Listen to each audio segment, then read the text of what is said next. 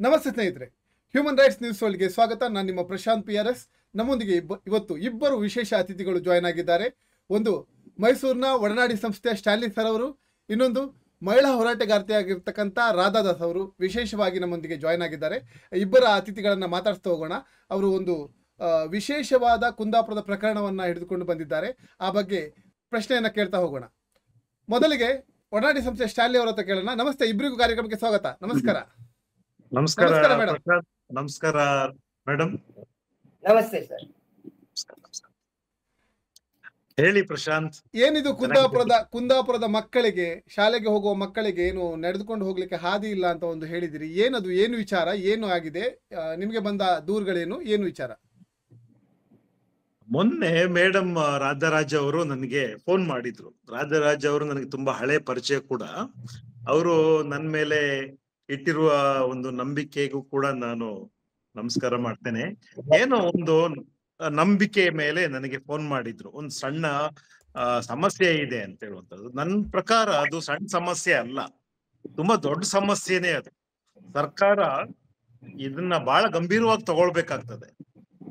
ಯಾಕೆ ಅಂತಂದ್ರೆ ಇವತ್ತು ಮಕ್ಕಳಿಗೆ ಪ್ರಾಥಮಿಕ ಶಾಲೆ ಮತ್ತೆ ಪ್ರೌಢ ಶಿಕ್ಷಣ ಎರಡು ಕಡ್ಡಾಯ ಆಗಿರುವಾಗ ಮಕ್ಕಳ ಶಿಕ್ಷಣ ಕುಂಠಿತ ಆಗುವ ನಿಟ್ಟಿನಲ್ಲಿ ಕುಂಠಿತ ಆಗುವ ಹಾಗೆ ಕೆಲವು ಸಮಸ್ಯೆಗಳು ಕುಂದಾಪುರದ ಒಂದು ಊರಿನಲ್ಲಿ ನಡೆದಿದೆ ಅಂತ ಹೇಳುವಂತದ್ದನ್ನ ರಾಧಾರಾಜ್ ಮೇಡಮ್ ನನ್ನ ಗಮನಕ್ಕೆ ತಂದ್ರು. ನಾನು ಮೈಸೂರಿನಲ್ಲಿ ಇರ್ಬೋದು, ಆದ್ರೆ ಅದಕ್ಕೆ ಸ್ಪಂದಿಸಬೇಕಾದಂತಹ ಕರ್ತವ್ಯ ನಂದೇನೆ. ಅವ್ರಿಗೂ ಕೂಡ ನಾನು ಒಂದು ಸಣ್ಣ ಒಂದು ಏನು ಸಾಂತ್ವನ ಕೊಟ್ಟಿದ್ದೆ. ಇವತ್ತು ನಾನು ಸ್ವಲ್ಪ ಬ್ಯುಸಿ ಇದ್ದೇನೆ ಮೇಡಮ್, ಆದ್ರೆ ನಾನು ಖಂಡಿತವಾಗ್ಲೂ ಇದನ್ನ ಆಯೋಗದ ಗಮನಕ್ಕೆ ತರ್ತೇನೆ, ಯಾರು ಸಂಬಂಧಪಟ್ಟಂತವ್ರ ಗಮನಕ್ಕೆಲ್ಲ ತರ್ತೇನೆ. ಸಾಧ್ಯವಾದಷ್ಟು ಇದನ್ನ ಬಗೆಹರಿಸ್ಲಿಕ್ಕೆ ನಾವು ಪ್ರಯತ್ನ ಪಡೋಣ ಒಟ್ಟಿಗೆ ಅಂತ ಹೇಳಿದ್ದೆ. ಹಾಗಾಗಿ ನಿಮ್ಗೂ ಕೂಡ ನಾನು ನಿಮ್ ತಲೆಯಲ್ಲೂ ಕೂಡ ಈ ಒಂದು ಸಮಸ್ಯೆಯನ್ನ ಬಿಟ್ಟೆ. ಯಾಕೆ ಅಂತಂದ್ರೆ ನೀವು ಕುಂದಾಪುರಕ್ಕೂ ಸೇರಿದಂತವ್ರು, ನಾನು ಕರ್ನಾಟಕಕ್ಕೆ ಸೇರಿದಂತವನು, ಭಾರತಕ್ಕೆ ಸೇರಿದಂತವ್ನು. ಹಾಗಾಗಿ ಈ ಸಮಸ್ಯೆಯನ್ನ ನಾವು ಕುಂದಾಪುರ ಸಮಸ್ಯೆ, ಮೈಸೂರು ಸಮಸ್ಯೆ, ಕರ್ನಾಟಕ ಸಮಸ್ಯೆ ನೋಡ್ಲಿಕ್ಕಾಗಲ್ಲ. ಇದು ನಮ್ಮ ಮಕ್ಕಳನ್ನ ಬಾಧಿಸ್ತಿರುವಂತ ಸಮಸ್ಯೆ. ಅದು ಕಾಕತಾಳೀಯವಾಗಿ ಮಕ್ಕಳ ದಿನಾಚರಣೆಯ ದಿವಸ ನನ್ ಕಿವಿಗ್ ಬಿತ್ತು. ಮಕ್ಕಳಿಗೆ ಏನಾದ್ರೂ ನಾವು ಗಿಫ್ಟ್ ಕೊಡ್ಬೇಕು ಅಂತ ಏನಾದ್ರೂ ಸರ್ಕಾರಕ್ಕೆ ಮನಸ್ಸಿದ್ರೆ ಇದು ಒಂದು ಒಳ್ಳೆಯ ಒಂದು ಗಳಿಗೆ ಅಂತ ನಾನು ಅನ್ಕೊಂಡಿದ್ದೇನೆ. ಆ ಮಕ್ಕಳು ಶಾಲೆಗೆ ಸುಸೂತ್ರವಾಗಿ ಸುಲಭವಾಗಿ ಹೋಗ್ ಬರ್ಲಿಕ್ಕೆ ಒಂದು ಅವಕಾಶ ಮಾಡ್ಕೊಡ್ಬೇಕು. ಆ ಮಕ್ಕಳು ಎಷ್ಟು ಪಡ್ತಾ ಇದ್ದಾರೆ. 3-4 ಕಿಲೋಮೀಟರ್ ಒಂದು ಪುಟ್ಟ ಮಗು ತನ್ನ ಪುಟ್ಟ ಹೆಜ್ಜೆಗಳನ್ನ ಇಟ್ಕೊಂಡು ಮಳೆ ಚಳಿ ಬಿಸಿಲಲ್ಲಿ ನಡೆದಾಡ್ಕೊಂಡು ಹೋಗ್ ಬರೋದಿದೆಯಲ್ಲ. ನಾನು ಯಾರೋ ಸಿರಿವಂತರ ಮಕ್ಕಳ ಬಗ್ಗೆ ಮಾತಾಡ್ತಿಲ್ಲ. ಎಷ್ಟು ಗೌರ್ಮೆಂಟ್ ಶಾಲೆಗೆ ಹೋಗ್ಬೇಕಾದದ್ದು. ಎಲ್ರೂ ಕೂಡ ತಳಮಟ್ಟದಲ್ಲಿರುವ ಮಕ್ಕಳು ಹೋಗ್ ಬರ್ತಾರೆ, ಯಾವ್ದು ಕಗ್ಗಾಡ್ನಲ್ಲಿರುವಂತ ಮಕ್ಕಳು ಹೋಗ್ ಬರ್ತಾರೆ. ಒಂದು ಶಾಲೆಗೆ ಆ ಮನೆಯ ಮಕ್ಕಳಿಗೆ ಕನೆಕ್ಷನ್ನೇ ಇಲ್ಲ. ಅವ್ರ ಮನೆಯಿಂದ ಶಾಲೆಗೆ ಒಂದು ಕಾಲ್ದಾರಿಯೂ ಕೂಡ ಬಿಡ್ಲಿಕ್ಕೆ ಜನ ಒಪ್ತಾ ಇಲ್ಲ ಅಂತ ಹೇಳುವಂಥದ್ದು ನನ್ ಗಮನಕ್ಕೆ ಬಂದಾಗ ಬಹುಶಃ ಇದೊಂದು ಇನ್ಹ್ಯೂಮನ್ ಆದಂತಹ ಅಮಾನವೀಯವಾದಂತಹ ಒಂದು ನಡೆ ಜನರದ್ದು ಕೂಡ. ಅಲ್ಲಿ ಲೋಕಲ್ ಬಿಡ್ತಾ ಇಲ್ಲ ದಾರಿ ಅಂತಂದ್ರೆ ಜನ ಎಷ್ಟು ಕ್ರೂರವಾಗಿದ್ದಾರೆ ಅಂತ ಹೇಳೋದನ್ನ ನೋಡ್ಬೇಕು. ಮತ್ತೆ ಅದನ್ನ ಬಗೆಹರಿಸ್ಲಿಕ್ಕೆ ಹೋಗ್ತಾ ಇಲ್ಲ ಅಂತಂದ್ರೆ ಅಲ್ಲಿಯ ಅಧಿಕಾರಿಗಳು, ಅವರು ತಹಸೀಲ್ದಾರ್ ಆಗಿರ್ಬೋದು, ಡೆಪ್ಯೂಟಿ ಕಮಿಷನರ್ ಆಗಿರ್ಬೋದು, ಅಥವಾ AC ಆಗಿರ್ಬೋದು, ನಾನು ಯಾವುದೇ ರೀತಿ ಪೂರ್ವಾಗ್ರಹ ಇಲ್ಲದೆ ಹೇಳ್ತಾ ಇದ್ದೇನೆ, ಅದು ಅವರ ಆದ್ಯ ಕರ್ತವ್ಯ. ಮಕ್ಕಳ ಶಿಕ್ಷಣಕ್ಕೆ ಅಡ್ಡಿ ಬರುವಂತ ಸಮಸ್ಯೆಯನ್ನ ಬದಿಗೆ ಸರಿಸುವಂತದ್ದು.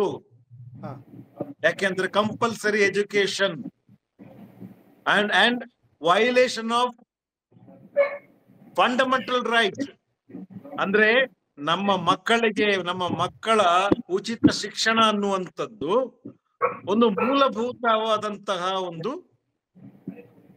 ಇವತ್ತು ಪರಿಗಣಿಸಲ್ಪಟ್ಟಿದೆ. ಮೂಲಭೂತ ಹಕ್ಕಿನ ಒಂದು ಚ್ಯುತಿ ಆಗ್ತಾ ಇರುವಂತದ್ದನ್ನ ನಾವು ಇವತ್ತು ಈ ಪ್ರಕರಣದಲ್ಲಿ ನೋಡ್ತೇವೆ. ನಾನು ಮಧ್ಯದಲ್ಲಿ ನಿಮ್ಮನ್ನು ತಡಿತೀನಿ. ರಾಧಾದಾಸ್ ಅವರು ಇದ್ರ ಬಗ್ಗೆ ವಿವರಣೆ ಕೊಡುವುದಾದ್ರೆ, ಏನು, ಎಲ್ಲಿಯ ಪ್ರಕರಣ, ಏನಿದು ವಿಚಾರ ಅಂತ ಅದ್ರ ಬಗ್ಗೆ ಡೀಟೇಲ್ಸ್ ಆಗಿ ಹೇಳೋದಾದ್ರೆ. ನಾನು ಹೇಳ್ಬೇಕಾ ಸರ್? ಹೌದು, ನೀವ್ ಹೇಳಿ. ಏನಂದ್ರೆ ಇದು ಅಮಾಸೆ ಬೈಲ್ನ ಪಕ್ಕ ಮಚ್ಚಟ್ಟು ಎಂಬ ಗ್ರಾಮ. ಆ ಮಚ್ಚಟ್ಟು ಗ್ರಾಮದಿಂದ ಬಹಳ ಹತ್ರ, ಒಂದು ಕಾಲು ಬರ್ಲಾಂಗ್ ದೂರ ನಡೆದಾರಿ 60 ವರ್ಷಗಳಿಂದ ಇತ್ತು, 60 ವರ್ಷ ಮೇಲೆ ಇತ್ತು. ಆದ್ರೆ ಈಗ ಏನ್ ಮಾಡಿದ್ದಾರೆ ಅಂತ ಹೇಳಿ, ಅಲ್ಲಿಯ ಮಕ್ಕಳಿಗೆ ಇದು ತೊಂದರೆ ಕೊಡುವ ಉದ್ದೇಶದಿಂದ ಆ ದಾರಿಯನ್ನು ಬಂದ್ ಮಾಡಿ, ಅದು ಕಬ್ಬಿಣದ ಬೇಲಿ ಹಾಕಿ, ಗೇಟ್ ಹಾಕಿ, ಬೀಗ ಹಾಕಿ ಇಟ್ಟಿದ್ರು. ತೊಂದರೆ ಕೊಡೋ ಉದ್ದೇಶ ಮೇಡಮ್ ಅವರಿಗೆ ಮಕ್ಕಳಿಗೆ ತೊಂದರೆ ಕೊಡೋ ಉದ್ದೇಶ ಯಾಕೆ ಬಂತು ಅಂತ? ಮಕ್ಕಳಿಗೆ ತೊಂದರೆ ಕೊಡ್ಲಿಕ್ಕೆ ಯಾರು ಹೋಗ್ತಾರೆ? ಅಲ್ಲಿ 15 ಮನೆ ಉಂಟಲ್ಲ, ಆ ಏರಿಯಾದಲ್ಲಿ ಪಂಚಾಯತ್ ಸದಸ್ಯರು ಯಾರು? ಪಂಚಾಯತ್ ಸದಸ್ಯರು ಹೋಗಿ ಅಲ್ಲಿ PDO ಹತ್ರ, ಮತ್ತೆ RI ಹತ್ರ, ತಹಶೀಲ್ದಾರ್ ಹತ್ರ, ಎಲ್ಲರ ಹತ್ರ ಇದು ಮಾಡಿದ್ರು. ಇವರು ಯಾಕೆ ಮಾಡ್ಲಿಲ್ಲ? ತಹಶೀಲ್ದಾರ್ ಯಾಕೆ ಮಾಡ್ಲಿಲ್ಲ? ಶೋಭಾ ಲಕ್ಷ್ಮಿ ಎಂಬ ತಹಶೀಲ್ದಾರಿಗೆ 3 ಬಾರಿ ಅರ್ಜಿ ಕೊಟ್ರು ಮಕ್ಕಳ ಬಗ್ಗೆ. ನಾನು ಸಮೇತ ಹೋಗಿ 2 ಸಾರಿ ಹೇಳಿದ್ದೇನೆ. ಅದಲ್ಲದೆ ನಾನು DC ಅವರ ಹತ್ರ ಹೋಗಿ ಮಕ್ಕಳ ಬಗ್ಗೆ ನಾನು ಹೇಳಿದೆ. ಆ DC ಅವರು ಪಾಪ ಸ್ವಲ್ಪ ಇಂಟ್ರೆಸ್ಟ್ ಇದ್ರು. ಇವರು ಶೋಭಾ ಲಕ್ಷ್ಮಿ ಮೇಡಮ್ ತಪ್ಪು ಮಾಹಿತಿ ಕೊಟ್ರು ಅವರಿಗೆ. ಅದು ಪಟ್ಟ ಸ್ಥಳ ಅಂತ ಹೇಳಿ ಕೊಟ್ರು. ಆದ್ರೆ 15 ಎಕರೆ ಜಾಗ ಇದು ಒತ್ತುವರಿ ಮಾಡಿದ್ದಾರೆ. ಶ್ರೀಮಂತರು ಒತ್ತುವರಿ ಮಾಡಿ ಮಕ್ಕಳಿಗೆ ಶಾಲೆಗೆ ಹೋಗುವ 15 ಮಕ್ಕಳು ಅಂತ ಹೇಳಿ ಅಲ್ಲ, ಕಾಲೇಜ್ ಮಕ್ಕಳಾದ್ರೂ ಏನ್ ಮಾಡ್ಬೇಕು ಸರ್? 90ಗೆ ಬಂದೇ ಹೋಗ್ಬೇಕು. ಈಗ 2 ಕಿಲೋಮೀಟರ್ ಹೆಚ್ಚುವರಿ ನಡೆದು ಹೋಗ್ಬೇಕು, 2 ಕಿಲೋಮೀಟರ್ ಬರ್ಬೇಕು. 4 ಕಿಲೋಮೀಟರ್ ಅಂದ್ರೆ ಆ ಮಕ್ಕಳಿಗೆ 2ನೇ ಕ್ಲಾಸ್ 1ನೇ ಕ್ಲಾಸ್ನ ಮಕ್ಕಳಿಗೆ ಸುಸ್ತಾಗಿ 2 ದಿನ ಹೋಗ್ತಾರೆ, 2 ದಿನ ಮನೆಯಲ್ಲಿ ಇರ್ತಾರೆ. ಅದಾಯ್ತು. ಈಗ ಗುಡ್ಡ ಕಾಡಿನಿಂದ ಅವರು ಪಾಪ ಮೊನ್ನೆ 3 ಜನ ಒಟ್ಟು ಸೇರಿ ಹೋಗುವಾಗ JCB ಬಂದು ಬಡ್ದು 2ನೇ ಕ್ಲಾಸ್ನ ಮಗುವಿನ ಕಾಲು ಫ್ರಾಕ್ಚರ್ ಮಲಗಿದಲ್ಲಿ ಉಂಟು. ಆ ನಂತರ ಅವರ ಅಜ್ಜ, ಮತ್ತೆ ಒಂದು ಹೆಣ್ಣು ಮಗಳು ಕೈಗೆ ಬೆಟ್ಟು. ಈ ಟೈಪಿನ ಪರಿಸ್ಥಿತಿ ಅಂದ್ರೆ ಯಾರಿಗೂ ಅರ್ಥ ಆಗುದಿಲ್ಲ. ಅಂದ್ರೆ ಏನು? ನಾನು ಸ್ವತಃ 3 ಬಾರಿ MLA, ಕುಂದಾಪುರ ಕ್ಷೇತ್ರದ MLA, ಅವರ ಹೆಸರು ಕೊಡ್ಗೆ, ಅವರು ಕಿರಣ್ ಕೊಡ್ಗೆ, ಅವರ ಹತ್ರ ಹೇಳಿದ್ದೇನೆ, ನೋಡಿ ನಿಮ್ಮ ಮನೆಯ ಪಕ್ಕದು ವಿಷಯ, ಇದನ್ನು ಒಂದು ತೀರ್ಮಾನ ಮಾಡಿಕೊಳ್ಳಿ, ರಾಜಿ ಮಾಡಿ ಆ ಮಕ್ಕಳಿಗೆ ಒಂದು ಶಾಲೆಗೆ ಹೋಗ್ಲಿಕ್ಕೆ ಬಿಡಿ. ಮತ್ತೆ ನನಗೆ ಬೇರೆಯವರ ಅವ್ರು ಏನು ಉತ್ತರ, ಕಿರಣ್ ಕುಮಾರ್ ಕೊಡ್ಗೆ ಅವರು ಏನು ಉತ್ತರ ಕೊಟ್ರು ನಿಮ್ಗೆ? ಅದ್ರ ಬಗ್ಗೆ ಏನು ಭರವಸೆ ಕೊಟ್ರು? ಕೊಡ್ಗೆ ಅವರು 3 ಸಾರಿ ನಾನು ಕೇಳಿದೆ, ಆಯ್ತು ನೋಡುವ ಮಾಡುವ ಅಂತ ಹೇಳಿದ್ರು. ಆ ನಂತರ ನಾನು ಬೇರೆ ಬೇರೆ ಜನರನ್ನು ಅಮಾಸೆಬೈಲು ಏರಿಯಾಕ್ಕೆ ಒಂದು 3 ಜನರನ್ನು ಕಳಿಸಿದೆ. ಕಿರಣ್ ಕೊಡ್ಗೆ ಅವರು ಎಷ್ಟು ಪ್ರಯತ್ನ ಮಾಡಿದ್ರು, ಅವರು ಒಪ್ಪುದಿಲ್ಲ, ನಾವು ನೋಡ್ತೇವೆ, ಇಡ್ತೇವೆ, ಬಿಡ್ತೇವೆ ಅಂತ ಹೇಳಿ. ಯಾಕಂದ್ರೆ 2 ಅವರ ಮಕ್ಕಳು ಬೆಂಗಳೂರು ರೌಡಿಗಳು ಅಂತ ಹೇಳ್ತಾರೆ, ನಮಗೆ ಗೊತ್ತಿಲ್ಲ. ಮತ್ತೆ ಕೊಲೆ ಮಾಡ್ತೇವೆ, ಈಚೆ ಬಂದ್ರೆ ಅದು ಮಾಡ್ತೇವೆ, ಇದು ಮಾಡ್ತೇವೆ ಅಂತ. ಆಯ್ತು, ಅವರು ಆಚೆ ಹೋಗದೆ 4 ಕಿಲೋಮೀಟರ್ ದೂರ ಹೋದ್ರು ಪೊಲೀಸ್ ಪ್ರೊಟೆಕ್ಷನ್ ಇಲ್ಲ. ಅಲ್ಲಿ ಅವರ ಮೇಲೆ ಸುಳ್ಳು ಕೇಸು, ಪಾಪ ಆಚೆ ಹೋಗುದಿಲ್ಲ. ಮೇಡಮ್ ನಿಮ್ಮ ಮೊಬೈಲ್ ನ ಸರಿಯಾಗಿ ಇಟ್ಕೊಳ್ಳಿ. ನೀವು ಸರಿಯಾಗಿ ಇಟ್ಕೊಳ್ಳೋವಾಗ ಶಾನ್ಲಿ ಅವ್ರ ಹತ್ರ ಮಾತಾಡ್ಕೊಂಡು ಬರ್ತೀನಿ. ಶಾನ್ಲಿ ಅವರು, ನೀವು ಹೇಳೋದಾದ್ರೆ ಈ ಬಗ್ಗೆ ಇವರು ಹೇಳ್ತಾ ಇದ್ದಾರೆ, ಇದೊಂದು ಗಂಭೀರವಾದ ರೀತಿಯ ಒಂದು ಪ್ರಕರಣವಾಗಿ ಹೇಳ್ತಾ ಇದ್ದಾರೆ. ಅಂದ್ರೆ ಮಕ್ಕಳಿಗೆ ನಡೆದುಕೊಂಡು ಹೋಗ್ಲಿಕ್ಕೆ ಹಾದಿ ಇಲ್ಲ ಅಂದ್ರೆ ಆತರ ಯಾರು ಮಕ್ಕಳ ಮೇಲೆ ವಿರೋಧವನ್ನು ಸಾಧಿಸ್ಲಿಕ್ಕಿಲ್ಲ ಅನ್ಸ್ತದೆ. ಏನ್ ಅನ್ಸ್ಬೋದು ನಿಮ್ಗೆ? ನೋಡಿ, ಇದ್ಯಾವುದು ನಾನು ಗ್ರಹಿಸಿದ ಪ್ರಕಾರ ಇದೊಂದು ರೆವಿನ್ಯೂ ಇಶ್ಯೂ ಇರುತ್ತೆ, ಒಂದು ಸಿವಿಲ್ ಡಿಸ್ಪ್ಯೂಟ್ ಇರ್ಬೋದು ಆ ಜಾಗದಲ್ಲಿ, ನನ್ಗೆ ಗೊತ್ತಿಲ್ಲ. ಜಾಗ ನಮ್ ಜಾಗ, ಈ ಜಾಗದಿಂದ ಯಾರು ಹೋಗ್ಬಾರ್ದು ಅಂತ ಯಾರಾದ್ರೂ ಒಬ್ರು ಬೀಗ ಹಾಕೊಳ್ಳೋದು, ಬೇಲಿ ಹಾಕೋದೆಲ್ಲ ಮಾಡ್ತಾ ಇದ್ದಾರೆ. ಅದೆಲ್ಲ ನಾನು ಇವತ್ತು ಅವೆಲ್ಲವನ್ನೂ ಕೂಡ ಸರ್ಕಾರ ನಿಭಾಯಿಸುವಂತಹ ಪ್ರಕರಣಗಳೇ. MLAಗೆ ಆಗದಿರುವಂತಹ ಪ್ರಕರಣ ಅಲ್ಲ, DC ಗೆ ಆಗೋದಿರುವಂತಹ ಪ್ರಕರಣ ಅಲ್ಲ, ಅಥವಾ ಅಲ್ಲಿಯ ತಹಸೀಲ್ದಾರು ಅಥವಾ AC ಅವರಿಗೆ ನಿಭಾಯಿಸ್ಲಿಕ್ಕೆ ಆಗದಿರುವಂತಹ ಪ್ರಕರಣ ಅಲ್ಲ. ನಾನ್ ಇವತ್ತು ಕೇಳ್ತಾ ಇರೋದು ಏನು ಅಂತಂದ್ರೆ, ಮಕ್ಕಳಿಗೆ ಶಾಲೆಗೆ ಬಂದು ಹೋಗ್ಲಿಕ್ಕೆ ಇರುವಂತ ವ್ಯವಸ್ಥೆಯನ್ನ ಮಾಡ್ಬೇಕಾದದ್ದು ಸರ್ಕಾರದ ಆದ್ಯ ಕರ್ತವ್ಯ. ಯಾಕೆ ಅಂತಂದ್ರೆ ನಾನು ಒತ್ತಿ ಹೇಳ್ತಾ ಇರೋದು, ಆ ಮಕ್ಕಳು ಕಾಲ್ ಮುರಿದೋಗಿದೆ, ನಾನು ನಿಮ್ಗೆ ಕಳ್ಸಿದ್ದೀನಿ. ಯಾರು ಬಾಧ್ಯಸ್ಥರು ಯಾರು? ಇದಕ್ಕೆ ಜವಾಬ್ದಾರಿ ತಕೊಳ್ಳೋರು ಯಾರು? ಆ ಮಗುನ ಕೇಳೋರು ಯಾರು ಇಲ್ವಾ? ಆ ಮಗು ಬಗ್ಗೆ ಮಾತಾಡೋರು ಯಾರು ಇರೋದಿಲ್ವಾ ನಿಮ್ಮೂರ್ನಲ್ಲಿ? ಕುಂದಾಪುರದವರಲ್ಲಿ ಎಲ್ಲೂ ಯಾರು ಕೂಡ ಪ್ರಗತಿ ಪರವಾಗಿ ಜವಾಬ್ದಾರಿಯುತವಾಗಿ ಇದನ್ನ ಎತ್ಕೊಂಡು ಮಾತಾಡ್ಲಿಕ್ಕೆ ಯಾವ ಅಧಿಕಾರಿಗಳಿಲ್ವಾ? ನಾನು ಪ್ರವೋಕ್ ಮಾಡಿ ಕೇಳ್ತಾ ಇದ್ದೇನೆ. ನಾನೇ ಕೇಳ್ಬೇಕಾಗಿದ್ಯಾ ಅಥವಾ ರಾಧಾರಾಜ್ ಅವ್ರು ಕೇಳ್ಬೇಕಾ? ಅಧಿಕಾರ ಇದ್ದವ್ರು ಕೇಳ್ಬೇಕಲ್ವಾ? ಇವತ್ತು ಆಗಿರುವಂತದ್ದು ಮಗುವಿನ ಮಗುವಿನ ಶಿಕ್ಷಣದ ಹಕ್ಕಿನ ಉಲ್ಲಂಘನೆ ಆಗಿರುವಂತದ್ದು. ಅಲ್ಲ ಇದಕ್ಕಿಂತ ಕೆಟ್ಟ ಕೆಲಸ ಆಗ್ಲಿಕ್ಕೆ ಸಾಧ್ಯತೆ ಇಲ್ಲ. ನಾನು ಇದಕ್ಕೆ ಉದಾಹರಣೆ ಕೊಡುವಂತದ್ದು, ಒಂದು ಕಲ್ಯಾಣ ರಾಷ್ಟ್ರ ಯಾವ ಮಟ್ಟದಲ್ಲಿ ಯೋಚನೆ ಮಾಡ್ಬೇಕು ಅಂತಂದ್ರೆ, ಜಪಾನ್ ನಲ್ಲಿ ಒಂದು ಹೆಣ್ಣು ಮಗಳಿಗೋಸ್ಕರ ಒಂದು ಹೆಣ್ಣು ಮಗಳ ಏನು ವಿದ್ಯಾಭ್ಯಾಸ ಕುಂಠಿತ ಆಗುತ್ತೆ ಅಂತ ಹೇಳುವ ಕಾರಣಕ್ಕೆ ಒಂದು ಟ್ರೈನ್ ಓಡುತ್ತೆ ಅವ್ರ ಮನೆಯಿಂದ ಶಾಲೆಗೆ. ಒಂದು ಟ್ರೈನು ಅವಳು ಗ್ರಾಜ್ಯುಯೇಟ್ ಆಗೋ ತನಕ, ಅವಳ ವಿದ್ಯಾಭ್ಯಾಸ ಮುಗಿಯೋ ತನಕ ಒಂದು ಟ್ರೈನ್ ಅವಳ ಮನೆ ತನಕ ಹೋಗ್ ಬರುತ್ತೆ. ಇದು ಜಪಾನ್ ಹೇಳ್ತಾ ಇಲ್ಲ, ನೀವು ತೆಗ್ದ್ರೆ ಗೊತ್ತಾಗುತ್ತೆ, ಯಾವ್ದು ಮೀಡಿಯಾದಲ್ಲಿ ಇರುತ್ತೆ. ನಾನೇನ್ ಟ್ರೈನ್ ಬಿಡಿ ಅಂತ ಹೇಳ್ತಿಲ್ಲ, ಇವ್ರು ರೈಲ್ ಬಿಡೋದ್ ಬೇಡ.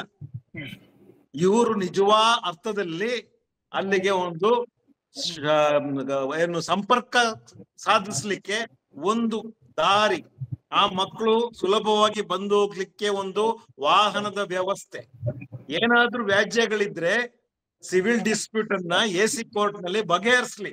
ನಾವು ಕೇಳ್ತಾ ಇರೋದು ನ್ಯಾಷನಲ್ ಹೈವೇ ಮಾಡಿ ಕೊಡೋ ಅಂತಲ್ಲ, ಆ ಮಕ್ಕಳಿಗೆ ಓಡಾಡ್ಲಿಕ್ಕೆ ಒಂದು ಕಾಲ್ದಾರಿ, ಆ ಮಕ್ಕಳಿಗೆ ಓಡಾಡ್ಲಿಕ್ಕೆ ಒಂದು ಸಾರಿಗೆ ವ್ಯವಸ್ಥೆ. ಅವರು ಪ್ರೌಢಶಾಲೆಗೆ ಹೋಗ್ಬೇಕು, ಕಾಲೇಜ್ ಮುಗಿಸ್ಬೇಕು. ಈ ನಾಡಿನ ಒಳ್ಳೆಯ ಜವಾಬ್ದಾರಿಯುತ ಆಗ್ಬೇಕು. ಇದನ್ನ ಮಾಡ್ಬೇಕಾಗಿದ್ ಯಾರು? ಶಿಕ್ಷಣ ಇಲಾಖೆ ಮಾಡ್ಬೋದು, ರೆವಿನ್ಯೂ ಇಲಾಖೆ ಮಾಡ್ಬೋದು, ಸಾರಿಗೆ ಇಲಾಖೆ ಮಾಡ್ಬೇಕು. ತಹಸೀಲ್ದಾರ್ ಏನ್ ಮಾಡ್ತಾ ಇರ್ತಾರೆ? ಬೇರೆ ಯಾವ್ದ್ಯಾವ್ದೋ ರಿಯಲ್ ಎಸ್ಟೇಟ್ ಕಾರ್ಯಕ್ರಮಗಳನ್ನೆಲ್ಲ ಬಗೆಹರಿಸ್ತಾ ಇರ್ತಾರಲ್ಲ. ಈ ಮಕ್ಕಳದ್ದು ಹಂಗಾದ್ರೆ ಮಕ್ಕಳಿಂದ ಏನು ಲಾಭ ಇಲ್ಲ ಅಂತನ? ಸಾರಿ ಟು ಸೇ ದಿಸ್, ನಾನು ಅವರನ್ನ ಕೆಣಕ್ತಾ ಇದ್ದೀನಿ ಅಂತಲ್ಲ ನಾನು ಹೇಳ್ತಾ ಇರೋದು. This is the utmost duty of N officer. ಈಗ ಈಗ ರಾಧಾದಾಸ್ ಅವರೇ, ಈಗ ನೀವು ಹೇಳ್ತಾ ಇರೋದು ತಹಶೀಲ್ದಾರರು ಹಾಗಾದ್ರೆ ಈ ಬಗ್ಗೆ ಏನು ಕೆಲಸ ಮಾಡ್ಲಿಲ್ಲ ಅಂತ ಹೇಳ್ತಾ ಇದ್ದೀರಾ? ಸರ ಏನಂತ ಹೇಳಿದ್ರೆ, ಕುಂದಾಪುರ MLA ನನ್ನ ಕಾನ್ಸ್ಟಿಟ್ಯೂನ್ಸಿ ಅಲ್ಲ, ಇದು ಬೈಂದೂರು ಕಾನ್ಸ್ಟಿಟ್ಯೂನ್ಸಿ ಅಂತ ಹೇಳಿದ್ರು ಸರ್. ಅದಕ್ಕೆ ನಾನು ಬೈಂದೂರು MLAಗೆ 3 ದಿನದಿಂದ ಕಂಟಿನ್ಯೂ ಫೋನ್ ಮಾಡ್ತಾ ಇದ್ರೆ ಅವರ PA ಕೈಯಲ್ಲಿ ಫೋನ್ ಇತ್ತು. ಆದ್ರೆ 4ನೇ ದಿನ ನಾನು ಹೇಳಿದೆ, ನೋಡ್ರಿ ನಮ್ಮಂತವರಿಗೆ ನಾನು ತಾಲೂಕಿನ ಮಹಿಳಾ ಮಂಡಲಗಳ ಒಕ್ಕೂಟದ ಅಧ್ಯಕ್ಷೆ, ಜಿಲ್ಲೆದ ಉಪಾಧ್ಯಕ್ಷೆ, ಮತ್ತೆ ನಾನು ಇಂಥವಳಿಗೆ ಒಂದು MLA ಅವರನ್ನು ಮಾತಾಡಿಸ್ಬೇಕಾದ್ರೆ 4 ದಿನಗಳಿಂದ ಸಿಗುದಿಲ್ಲ ಅಂದ್ರೆ ಏನ್ರಿ PA ಅವರೇ, ನೀವು ನನಗೆ ಕೂಡ್ಲೆ ಕೊಡಿಸ್ಬೇಕಂತ ಹೇಳಿದಕ್ಕೆ 10 ನಿಮಿಷ ಬಿಟ್ಟು ಕೊಡ್ತೇನೆ, ಅವ್ರು ಮೀಟಿಂಗ್ ಅಲ್ಲಿ ಇದ್ದಾರೆ ಅಂತ ಹೇಳಿದ್ರು. 10 ನಿಮಿಷ ಬಿಟ್ಟು ಕೊಟ್ರು. ಕೊಟ್ಟ ಕೂಡ್ಲೆ ಬೈಂದೂರು MLA ಯಾರು ಹೆಸರೇನು ಅವ್ರದ್ದು? ಬೈಂದೂರು MLA ಅವರ ಹೆಸರು ಗುರುರಾಜ್ ಗಂಟಿಹೊಳೆ. ಗುರುರಾಜ್ ಗಂಟಿಹೊಳೆ. ಅವರಿಗೆ ನಾನು ಸರ್, ಇಂಥ ಏರಿಯಾದಲ್ಲಿ ಶಾಲೆ ಮಕ್ಕಳಿಗೆ ಬಹಳ ತೊಂದರೆ ಆಗಿದೆ ಸರ್. 15 ಮಕ್ಕಳು, ಈಗ ಕಾಲೇಜಿಗೆ ಹೋಗೋ ಮಕ್ಕಳಾಗ್ಲಿ ಸಣ್ಣ ಮಕ್ಕಳಾಗ್ಲಿ ಎಷ್ಟು ಮಕ್ಕಳಿದ್ದಾರೆ, ಎಲ್ಲದಕ್ಕೂ ಅವರಿಗೆ ತೊಂದರೆ ಆಗಿದೆ. ಈಗ 60 ವರ್ಷಗಳಿಂದ ಇದ್ದ ದಾರಿಯನ್ನು ಬಂದ್ ಮಾಡಿದ್ದಾರೆ, ಕಬ್ಬಿಣದ ಗೇಟ್ ಮಾಡಿದ್ದಾರೆ, ಬೀಗ ಹಾಕಿದ್ದಾರೆ. ಮಕ್ಕಳು ಎಲ್ಲಿಂದ ಹೋಗುದು? ಮುಂಚೆ ದಾರಿ ಇತ್ತ, ಮುಂಚೆ ದಾರಿ ಇತ್ತ, 60 ವರ್ಷದಿಂದ ದಾರಿ ಇತ್ತ. ಅವರು ನನಗೆ ಕೊಟ್ಟ ಉತ್ತರ, ನೋಡಿ ಹಾಗೆಲ್ಲ ಮುಳ್ಳಿನ ಬೇಲಿ ಇದು ಎಲ್ಲ ತೆಗೆದ್ರೆ ಅವರ ಮೇಲೆ ಜಾತಿ ನಿಂದನೆ ಕೇಸ್ ಹಾಕ್ತಾರೆ ಅಂತ ಹೇಳಿದ್ರು. ಸರ್ MLA ಹತ್ರ ಹೇಳಿದೆ, ಶೆಟ್ರ್ ಅಲ್ಲ ಸರ್, SC ST ಕೇಸ್ ಹೇಗೆ ಹಾಕುದು ಅಂತ ಹೇಳಿದೆನಾ? ಹೇಳಿದೆನಾ? ಆ ನಂತರ ಫೋನ್ ಕಟ್ ಮಾಡಿದವರು ಮತ್ತೆ ಅವರದ್ದು ಇದಿಲ್ಲ. ಅದರ ನಂತರ ಮರುದಿನ ಇಲ್ಲಿ ಡಾಕ್ಟರೇಟ್ ಪಡೆದವರು, ಅವರ ಹೆಸರು, ಅವರು SCಗಳ ಲೀಡರ್ ನಿಲ್ಲಿ, ಅವರ ಹೆಸರು ತಲ್ಲೂರಿನವರು, ಅವರನ್ನು ಕಳಿಸಿಕೊಟ್ಟೆ. ಅಂದ್ರೆ ಅವರು ಸ್ವಲ್ಪ ಸೋಷಿಯಲ್ ವರ್ಕ್ ಮೊದಲಿನಿಂದ ಮಾಡ್ತಾರೆ. ಅಣ್ಣ ತಮ್ಮ ಇಬ್ಬರು ಪತ್ರಕರ್ತರು, ಒಬ್ಬ ಚಂದ್ರಮ್ಮ ಮತ್ತೆ ಇವರನ್ನು ಕಳಿಸಿಕೊಟ್ಟೆ. ಉದಯ ಮೊನ್ನೆ ಡಾಕ್ಟರೇಟ್ ಪಡೆದಿದ್ದಾರೆ. ಉದಯರನ್ನು ಕಳಿಸಿಕೊಟ್ಟೆ. ಅಂದ್ರೆ ಅದು ನನಗೆ ತುಂಬಾ ಒಳಗೆ ಹೋಗ್ಬೇಕು ಸರ್. ಹಾಗೆ ನನ್ನ ಏರಿಯಾದಿಂದ ಸುಮಾರು 30 ಕಿಲೋಮೀಟರ್ ಮೇಲೆ ಹೋಗ್ಬೇಕಾ, ಮತ್ತೆ ರೌಂಡ್ ಹೋಗ್ಬೇಕು. ನನಗೆ ಸ್ವಲ್ಪ ಹೆಲ್ತ್ ಸರಿ ಇಲ್ಲದಕ್ಕೆ ನಾನು ಹೋಗ್ಲಿಲ್ಲ. ನಾನು ಒಬ್ಬರನ್ನು ಕಳಿಸಿಕೊಟ್ಟೆ, ಉದಯ ತಲ್ಲೂರ್. ಅವರದ್ದು ಉದಯ ಕ್ರಾಂತಿ ಪತ್ರಿಕೆಯ ಮಾಲಕರು. ಅವರನ್ನು ಕಳಿಸಿಕೊಟ್ಟೆ. ನೋಡು ಮಗ, ಹೀಗೆ ಹೇಳ್ತಾರೆ, ನೀನೊಂದು ಹೋಗಿ ಬಾ. ಆಯ್ತು. ಅವ ಹೋದ, ಬೆಳಿಗ್ಗೆ 7:30 ಗಂಟೆಗೆ ಹೋಗಿ ಎಲ್ಲ ನೋಡಿದ. ಅಷ್ಟೊತ್ತಾಗ ಅವ್ರಿಗೆ 2 ಕಿಲೋಮೀಟರ್ ದೂರ ಇದ್ದಾರೆ. 15 ಎಕರೆ ಜಾಗವನ್ನು ಒತ್ತುವರಿ ಮಾಡಿದ್ದಾರೆ, ತಹಶೀಲ್ದಾರ್ ಬಿಟ್ಟಿದ್ದಾರೆ. ಅದನ್ನ ಅಳತೆ ಮಾಡಿ ಮಕ್ಕಳಿಗೆ ಕೊಡ್ಬೇಕಂತ ಹೇಳಿದ್ರೆ ತಹಶೀಲ್ದಾರ್ ಡಿಸಿಗೆ ತಪ್ಪು ಮಾಹಿತಿ ಕೊಡ್ತಾ ಇದ್ದಾರೆ. ಕೇಳಿ, ಆಯ್ತು, ಪೊಲೀಸರು ಅವರ ಕಡೆ ಇದ್ದಾರೆ, ಮಕ್ಕಳಿಗೆ ಯಾರು ರಕ್ಷಣೆ ಕೊಡುವವರು? ಮಕ್ಕಳು 15 ಮಕ್ಕಳ ಭವಿಷ್ಯ ಏನು? ಆ ನಂತರ ಇವರು ಹೋದ್ರು, ಅವರು SC ಸಮುದಾಯಕ್ಕೆ ಸೇರಿದವರು, ಯಾರು ಉದಯನವರು ಹೋದ್ರು. ಹೋದಾಗ ಕೂಡ್ಲೆ ಅವರು ಆಚೆಯಿಂದ ಓಡಿ ಬಂದು 2 ಜನ ಸಹ ಅವರಿಗೆ ಅವರ ಫೋಟೋ ಕ್ಲಿಕ್ ಮಾಡಿದ್ರು. ಫೋಟೋ ಕ್ಲಿಕ್ ಮಾಡಿಕೊಂಡು ಇವರು ಏನ್ ಮಾಡಿದ್ರು, ಉದಯ ಅವರು ಸಹ ಧೈರ್ಯದಿಂದ ಅವರ ಫೋಟೋ ಕ್ಲಿಕ್ ಇವರು ಮಾಡಿದ್ರು. ಮಾಡಿ ಇವರು ಏನ್ ಮಾಡಿದ್ದಾರೆ ಗೊತ್ತುಂಟಾ? ಯಾರೋ ಒಬ್ಬ SC ಹುಡುಗನನ್ನು ಕರೆದುಕೊಂಡೋಗಿ ಪೊಲೀಸ್ ಸ್ಟೇಷನ್ಗೆ ಕೊಂಡೋಗಿ, ನೋಡಿ ಈ ಮನುಷ್ಯ ರೌಡಿ ಬಂದಿದ್ದಾನೆ, ಇವನ ಮೇಲೆ ಇದು ಅಟ್ರೋಸಿಟಿ ಮಾಡಿ ಅಂತ ಹೇಳಿದ್ರು. ಆವಾಗ ಪೊಲೀಸರು ಫೋಟೋ ನೋಡಿದ್ರು. ಅಯ್ಯೋ, ಇವರು SC ಲೀಡರ್ ಮಾರ್ರೆ, TSS ನವರು, ಇವರ ಮೇಲೆ ನಾವು ಕೇಸ್ ಹಾಕುದಾ? ಅವರು ಏನು ಬೇರೆ ಜಾತಿಯವರು ಅಲ್ಲ, SC ಅವರು, ಇದರಿಂದ ಜಾಗ್ರತೆ ಅಂತ ಹೇಳಿದ್ರು ಪೊಲೀಸ್. ಹೇಳಿ ಆ ನಂತರ ಮತ್ತೆ ಏನು ಮಾಡಿದ್ರು, 1-2 ದಿನದಲ್ಲಿ ಪಾಪ ಏನು ಪಾಪ ಕೂಲಿ ಕೆಲಸ ಮಾಡುವವರ ಮೇಲೆ ಕೇಸು ಹಾಕಿದ್ರು. ಅವರು ಎಲ್ಲೆಲ್ಲಿ ಪಾಪ ಕೂಲಿ ಮಾಡಿಕೊಂಡು ಎಲ್ಲೆಲ್ಲಿ ಇದ್ರು. ಆಯ್ತಾ, ಜನರಿಗೆ ಅಷ್ಟು ಎದುರಿಸ್ತಾ ಇದ್ದಾರೆ. ಈ ತಹಶೀಲ್ದಾರಿಗೆ 15 ಮಕ್ಕಳ ಜೀವನ ಹಾಳಾಗ್ತದೆ ಅಂತ ಗೊತ್ತಾಗುದಿಲ್ವಾ ಶೋಭಾಲಕ್ಷ್ಮಿ ಅವರಿಗೆ? ಆಯ್ತು, ನಮ್ಮ ಡಾಕ್ಟರ್ ವಿದ್ಯಾ DC ಅವರು ಪಾಪ ಸ್ಪಂದಿಸ್ತಾರೆ, ಎಲ್ಲದಕ್ಕೂ ಸ್ಪಂದಿಸ್ತಾರೆ, ಜಾಸ್ತಿ ಕೆಲಸ ಮಾಡ್ತಾರೆ. ನೋಡಿ, ಇಂಥ ಸಣ್ಣ ಅಧಿಕಾರಿಗಳು ಮಾಡದಿದ್ರೆ ಅವರು ತಪ್ಪು ಮಾಹಿತಿ ಕೊಟ್ಟಿದ್ದಾರೆ. ಅವರ ಪಟ್ಟ ಸ್ಥಳ ಅಂತ ಡಿಕ್ಲರೇಷನ್ ಲ್ಯಾಂಡ್, ಅದಕ್ಕೆ ಒತ್ತುವರಿ 15 ಎಕರೆ ಉಂಟು. 15 ಎಕರೆಯಲ್ಲಿ ಮಕ್ಕಳಿಗೆ ದಾರಿ ಕೊಡ್ಬಹುದಲ್ಲ ಸರ್? ಹೋದ ವರ್ಷ ಮಕ್ಕಳಿಗೆ ನೀರು ಇಲ್ಲದ ಹಾಗೆ ಮಾಡಿದ್ರು. ಏನ್ ಮಾಡಿದ್ರು? ಹೋದ ವರ್ಷ ಸರ್ಕಾರಿ ಕೆರೆಯನ್ನು ಒತ್ತುವರಿ ಮಾಡಿಕೊಂಡು. ಒಂದು ನಿಮಿಷ madam,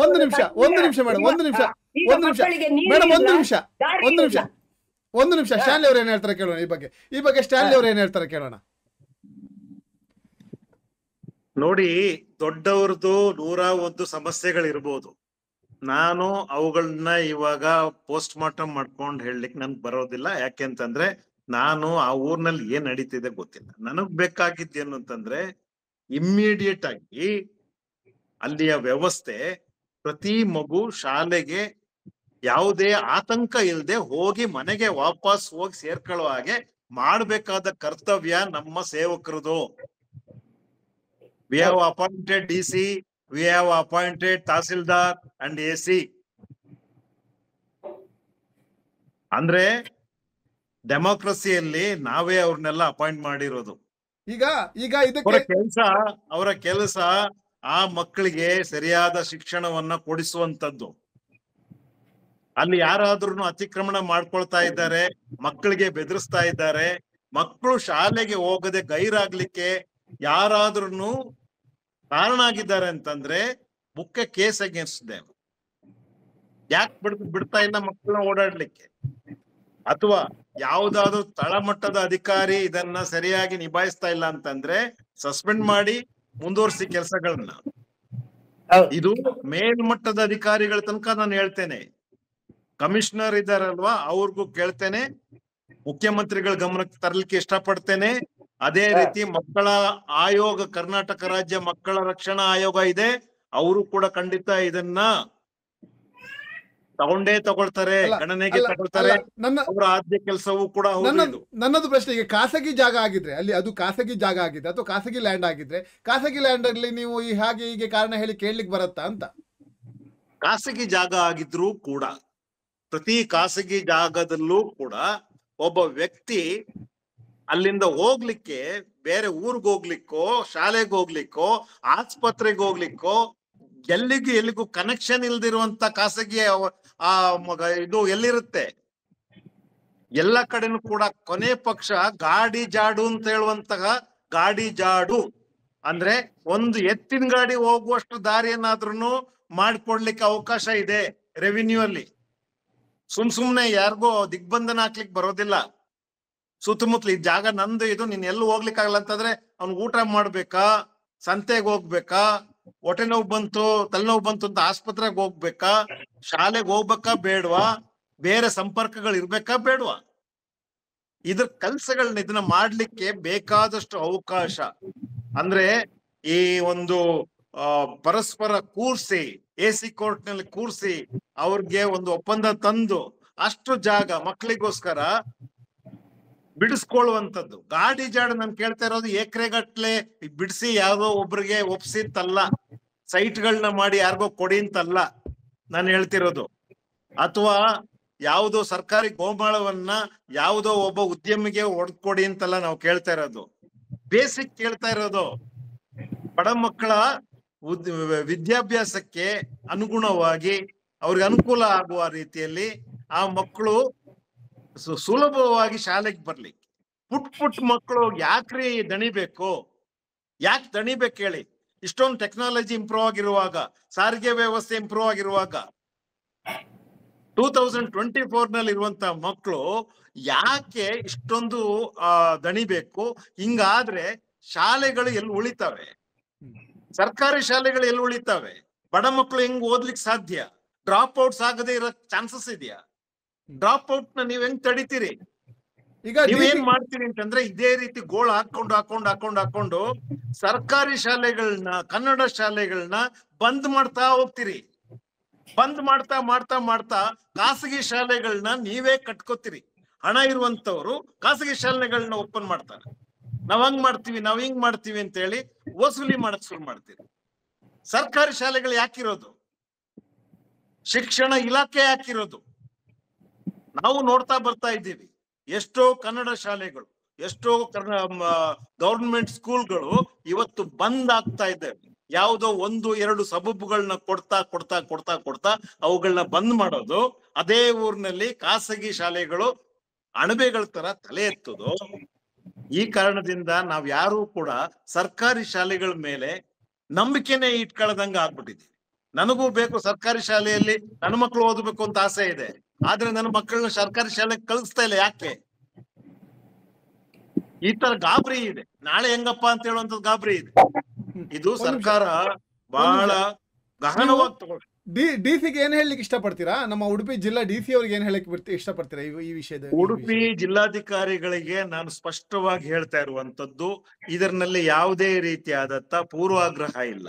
with the best interest of the child, juvenile justice act ಹೇಳೋ ಪ್ರಕಾರ ಒಂದು ಮಗುವಿಗೆ ಅನಾನುಕೂಲ ಆಗ್ತಾ ಇದೆ, ಒಂದು ಮಗುವಿನ ಹಿತಾಸಕ್ತಿ ಇಲ್ಲಿ ಕುಂಠಿತ ಆಗ್ತಾ ಇದೆ.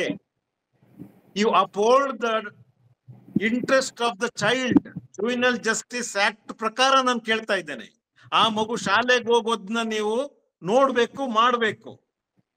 ಬೇಟಿ ಪಡಾವೋ ಬೇಟಿ ಬಚಾವೋ ಅಂತ ಹೇಳುವಂತಹ ಒಂದು ಘೋಷವಾಕ್ಯ ಏನಿದೆ, ಅದು ಇವತ್ತು ಸತ್ತೋಗ್ತಾ ಇದೆ. ಅದನ್ನ ನೀವು ತಲೆಗೆ ತಗೊಳ್ಳಿ. ಈಗ ದೊಡ್ಡವರು ಮಾಡ್ತಿರುವಂತ ಸಮಸ್ಯೆಯಿಂದ ಮಕ್ಕಳ ಶಿಕ್ಷಣ ಕುಂಠಿತ ಆಗ್ಬಾರ್ದು. ಇಮ್ಮಿಡಿಯೇಟ್ ಆಗಿ ನಾಳೆನೆ ನಾನು ಹೇಳ್ತಿರೋದು, ಮಕ್ಕಳು ಶಾಲೆಯಿಂದ ಹೋಗ್ತಿಲ್ಲ, ಮಕ್ಕಳು ಕೈಕಾಲು ಮುರ್ಕೊಂಡು ಮನೇಲಿದ್ದಾರೆ ಅಂತಂದ್ರೆ ನಾನು ನೇರವಾಗಿ ಅಧಿಕಾರಿಗಳನ್ನೇ ನಾನು ಹೊಣೆ ಮಾಡ್ತಾ ಇದ್ದೇನೆ.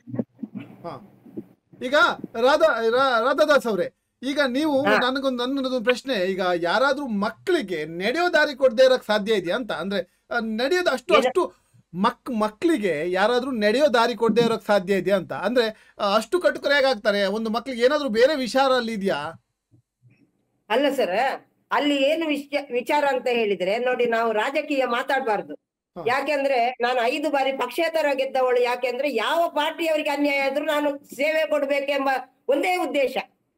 ಅದರಿಂದಾಗಿ ಇವರದು ರಾಜಕೀಯ ಕೊಳಕ್ಕೆ ಒಂದು ವಿಚಾರ. ನಾನು ಮತ್ತೂ ಒಬ್ಬರನ್ನು ಕಳಿಸಿದ್ದೇನೆ, ಅವರು LIC ಯಲ್ಲಿ ಸ್ಟಾರ್, ಅವರ ಹೆಸರು ಅಶೋಕ ಅಂತ.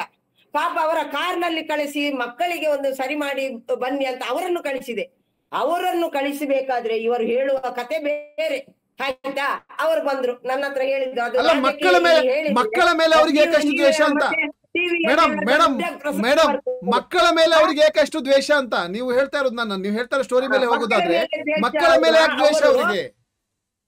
ಅಂದ್ರೆ ಫಸ್ಟಿಗೆ ಇವರು ಬೇಲಿ ಹಾಕಿದ ಕೂಡಲೇ ಅವರು ಒಂದು ದೂರು ಕೊಟ್ರಲ್ಲ ಪೊಲೀಸರಿಗೆ. ಫಸ್ಟಿಗೆ ಪೊಲೀಸರಿಗೆ ಅವರು ದೂರು ಕೊಟ್ರು, ಆದ್ರೆ ಪೊಲೀಸರು ಸ್ಪಂದಿಸ್ಲಿಲ್ಲ. ಇವರು ದೂರು ಕೊಡ್ತಾರಲ್ಲ, ಇವರಿಗೆ ಕಲಿಸ್ತೇನೆ, ಏನಾದ್ರೂ ನಾವು ನೋಡಿಕೊಳ್ತೇವೆ, ನಾವು ನಮ್ಮ ಅವರಿಗೆಲ್ಲ ಎದುರಿಸುದು. ನೋಡಿ ತಲ್ವಾರ್ ಉಂಟು, ನೋಡಿ ಇದು ಉಂಟು. ರಾಜಕೀಯ ಪ್ರಾಬಲ್ಯ ಇರುವಂತ ವ್ಯಕ್ತಿಗಳವರು. ರಾಜಕೀಯ ಪ್ರಾಬಲ್ಯ ಅಂದ್ರೆ ಅಲ್ಲಿ ಆ ವಾರ್ಡ್ ಅಲ್ಲಿ 3 ಜನ ಸದಸ್ಯರು ಇದ್ದಾರೆ. ಒಬ್ಬರು ಹೆಸರು ಬೇಡ, ಹೇಳಿ, ಶ್ರೀನಿವಾಸ ಹೆಸರು ಬೇಡ ಬಿಡಿ. ಪೂಜಾರಿ, ನಿಲ್ಲಿ ನಾನು ಹೇಳ್ತೆ. ಒಬ್ಬರು ಶ್ರೀನಿವಾಸ್ ಪೂಜಾರಿ, ಮತ್ತೆ ಒಬ್ಬರು ಶೆಟ್ರ್, ಅವರ ಹೆಸರು ಬೇಡ ಬಿಡಿ, ಹೇಳ್ಕೊಳ್ಳಿ, ಹರ್ಷ ತೊಂದ್ರೆ ಇಲ್ಲ. ಶೆಟ್ರ್, ಹರ್ಷ ಶೆಟ್ರ್, ಮತ್ತೊಬ್ಬರು ಮಹಿಳೆ. ಆ 3 ಆ ಏರಿಯಾದಲ್ಲಿ ಅವರು ಬೇರೆ ರಾಜಕಾರಣಿಗಳು ಮಾತಾಡುವ ಪೆಟ್ಟು ಅಂತ ಹೇಳಿದ್ರೆ ಈ 3 ಜನ ಕಾಂಗ್ರೆಸ್ಸಿನಿಂದ ಗೆದ್ದಿದ್ದಾರೆ. ಇದು ಒಬ್ಬರು MLA ಏರಿಯಾ. ಇದು ಹೇಗೆ ಆಗ್ತದೆ? ಇವರಿಗೆ ಬುದ್ಧಿ ಕಲಿಸ್ಬೇಕು, ಇವರೆಲ್ಲ ಕಾಂಗ್ರೆಸ್ಸಿಗೆ ವೋಟ್ ಹಾಕಿದ್ದಾರೆ ಅಂತ ಆ LIC ಜನದ ಹತ್ರ ಹೇಳಿ ಕಳಿಸಿದ್ದಾರೆ. ಅದಾಯ್ತು. ಅದರ ನಂತರ ಮತ್ತು ಬಿಡ್ಲಿಲ್ಲ ಸರ್, ನಾನು ಮತ್ತು ಒಬ್ಬರನ್ನು ಕಳಿಸಿಕೊಟ್ಟೆ. ಯಾರು? ಇಲ್ಲಿ ಜೂನಿಯರ್ ಕಾಲೇಜಲ್ಲಿ PT ಮಾಸ್ಟರ್ ಇದ್ರು, ಪ್ರಕಾಶ್ ಶೆಟ್ಟಿ ಅಂತ, ಅವರ ತಂದೆ ಮನೆ ಅಲ್ಲಿ. ಎಲ್ಲ ನಾನು ಸರಿ ಮಾಡಿ ಹೇಳುತ್ತೇನೆ ಸರ್, ಒಂದು ಮಕ್ಕಳಿಗೊಂದು ನೀವು PT ಮಾಸ್ಟರ್ ಆಗಿ ಜೂನಿಯರ್ ಕಾಲೇಜಲ್ಲಿ ನಿವೃತ್ತಿ ಹೊಂದಿದವರು, ಮತ್ತೆ ಸರ್ಕಾರಿ ನೌಕರರ ಸಂಘದಲ್ಲಿ ಇದ್ದವರು ಸರ್, ಅವರ ಕಾಲು ಹಿಡಿದೆ ಸರ್, ಒಂದು ಮಾಡಿ ಬನ್ನಿ ಸರ್, ನಿಮ್ಮ ತಂದೆ ಮನೆ ಸಲ್ಲೆ ಅಲ್ಲ. ಆಯ್ತು, ಎಲ್ಲ ನಾನ್ ಮಾಡ್ತೇನೆ ಅಂತ MLA ಹತ್ರ ಹೋದ ಕೂಡ್ಲೆ ಅದು ಬಿದ್ದು ಹೋಯ್ತು. ಇದು ನೋಡಿ, ರಾಜಕೀಯ ಮಾಡಬಾರ್ದು ನಾವು.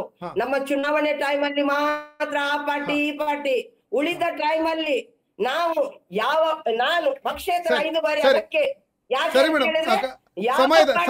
ಮಕ್ಕಳಿಗೆ ಆಗ್ಲಿ ಮಹಿಳೆಗೆ ಆಗ್ಲಿ ಅನ್ಯಾಯ ಆದ್ರೆ ನಾವು ಸ್ಪಂದಿಸ್ಬೇಕು.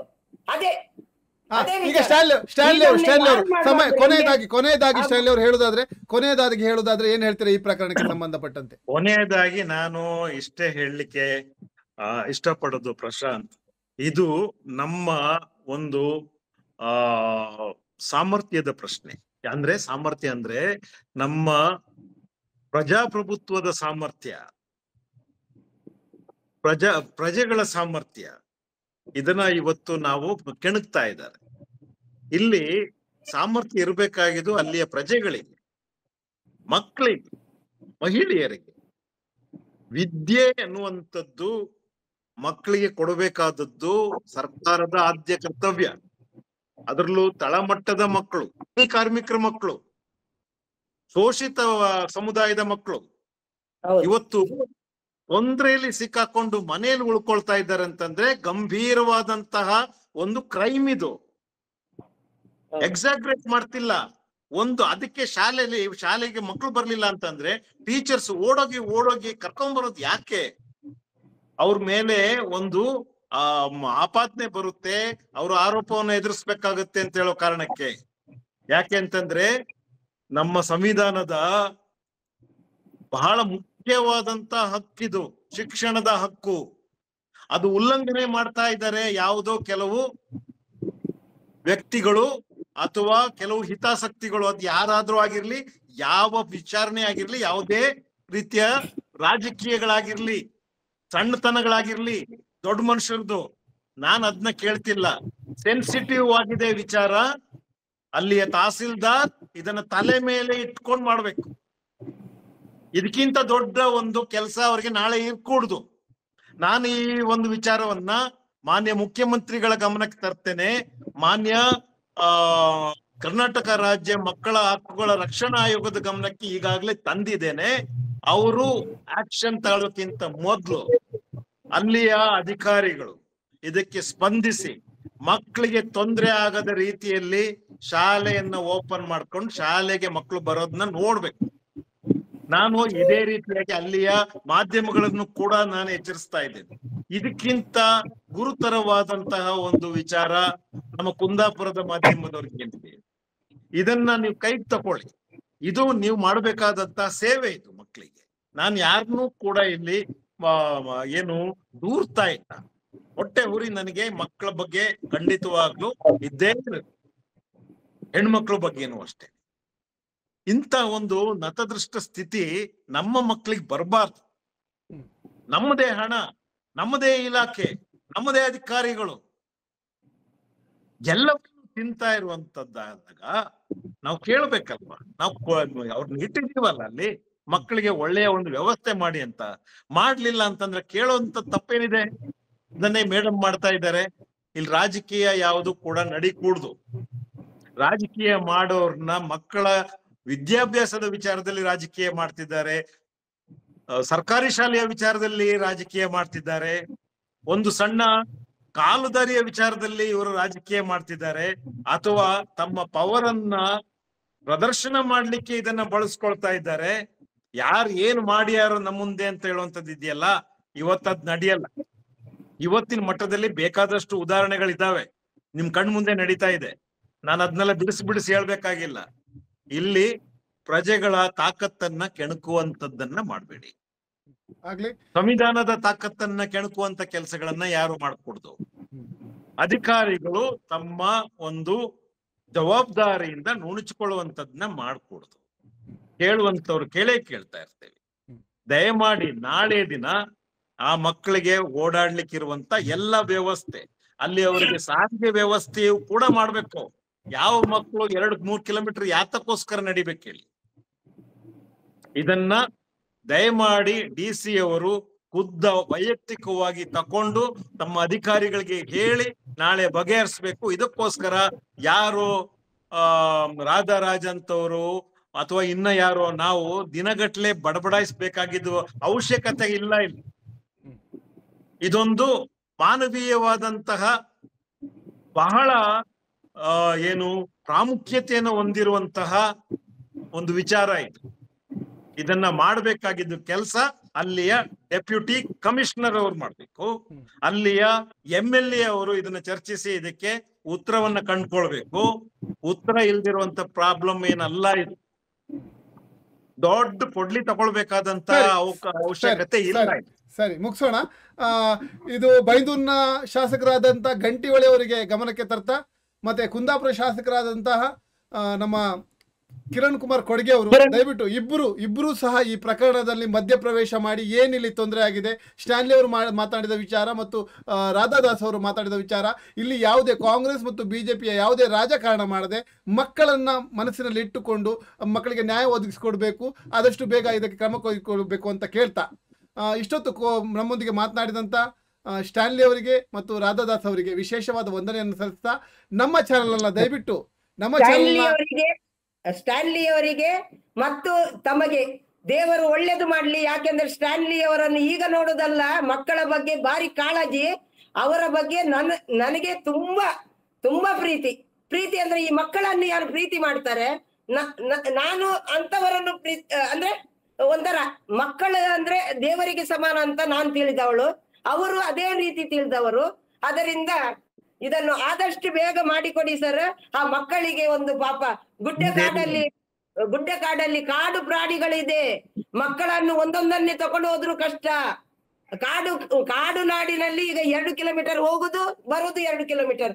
ದಯವಿಟ್ಟು ಮಾಡಿ ಸರ್, ದೇವರು ಒಳ್ಳೇದು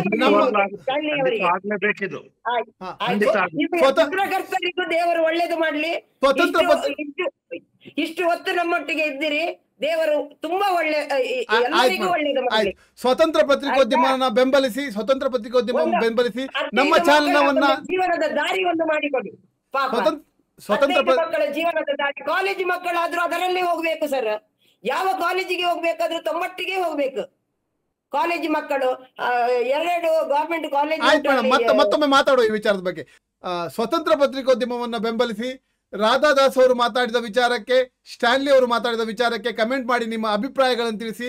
ಆದಷ್ಟು ಬೇಗ ಬೈಂದೂರಿನ ಶಾಸಕರಾದ ಗಂಟಿಹೊಳೆ ಅವರಲ್ಲೂ ವಿಶೇಷವಾಗಿ ಕೇಳಿಕೊಳ್ಳುತ್ತಾ, ಮತ್ತೆ ಕುಂದಾಪುರ ಶಾಸಕರಾದ ಕಿರಣ್ ಕುಮಾರ್ ಖೊಡ್ಗೆ ಅವರಲ್ಲೂ ವಿಶೇಷವಾಗಿ ಕೇಳಿಕೊಳ್ಳುತ್ತಾ, ಇದು ಯಾವುದೇ ಪ್ರಕರಣ DC ಅವರಾಗ್ಲಿ ತಹಶೀಲ್ದಾರರಾಗ್ಲಿ ಆದಷ್ಟು ಬೇಗ ಈ ಪ್ರಕರಣಕ್ಕೆ ಮಕ್ಕಳಿಗೊಂದು ಅಟ್ಲೀಸ್ಟ್ ಒಂದು ಕಾಲದಾರಿಯನ್ನಾದ್ರೂ ಮಾಡಿಕೊಡ್ಬೇಕು ಅಂತ ಕೇಳ್ತಾ, ಇಲ್ಲಿಗೆ ಇವತ್ತಿನ ಕಾರ್ಯಕ್ರಮವನ್ನು ಮುಂದುವರಿಸ್ತೀವಿ. ಈ ಕಾರ್ಯಕ್ರಮ ಈ ಒಂದು ವಿಚಾರದ ಬಗ್ಗೆ ಸತತವಾಗಿ ಕೆಲಸ ಮಾಡ್ಲಿಕ್ಕಿದ್ದೇವೆ ಅಂತ ಹೇಳ್ತಾ, ಎಲ್ರಿಗೂ ಇಬ್ಬರು ಅತಿಥಿಗಳಿಗೂ ವಿಶೇಷವಾದ ಧನ್ಯವಾದಗಳು. ನಮಸ್ತೆ.